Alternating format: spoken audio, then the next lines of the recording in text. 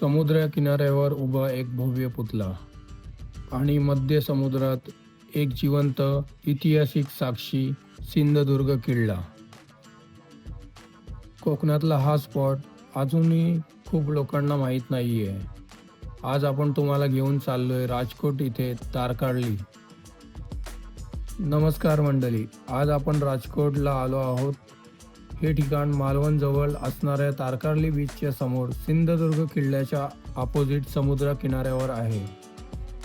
या जागेची विशेषता म्हणजे इथे उभा आहे छत्रपती शिवाजी महाराजांचा जगातील सर्वात मोठा भव्य स्मारक.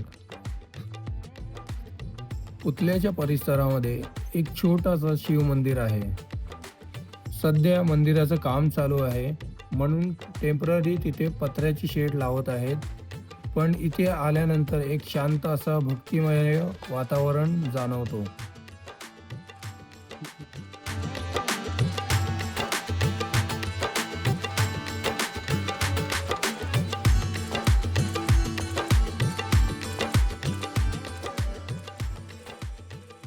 आम्ही जेव्हा इथे पहिल्यांदा आलो होतो तेव्हा इथे एक कंपॅरेटिव्हली खूप छोटा असा पुतळा होता.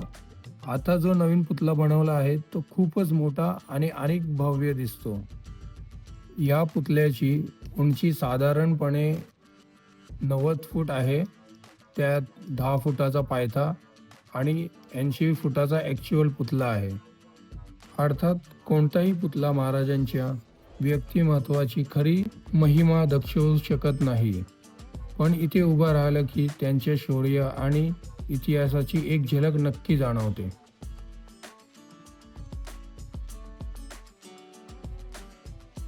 तलवार, पगडी, पोशाख आणि बॉडी डिटेलिंग खूपच सुंदर केली आहे.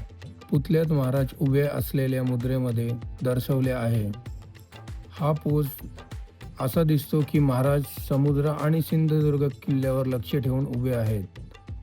या लोकेशनवरनं तुम्हाला तिन्ही गोष्टी एकत्र एका वेळीच बघायला मिळतात. अरबी समुद्र, दुसरा सिंधुदुर्ग किल्ला आणि तारकर्ली बीचच्या समोरचं सीशोर. तारकर्लीला आलेत तर वॉटर स्पोर्ट्स ॲक्टिव्हिटी पण करायला भेटतात. Scuba diving, jet ski ride, boat ride सुद्धा मिळते. महत्त्वाची गोष्ट म्हणजे या स्मारकाला भेट देण्यासाठी कोणत्याही प्रकारचा एंट्री तिकीट किंवा फी नाही आहे. जर तुम्ही मालवण, तारकर्ली किंवा देवबाग प्लॅन करणार आहात तर राजकोट नक्कीच व्हिजिट करा. हा फक्त एक फोटो स्पॉट नाही तर महाराजांच्या इतिहासाची आठवण करून देणारा ठिकाण आहे. व्हिडिओ आवडले असेल तर नक्की लाईक, कमेंट, सबस्क्राईब करा. भेटूया पुढच्या व्हिडिओमध्ये. तोपर्यंत बाय बाय, टेक केअर. जय भवानी, जय शिवाजी.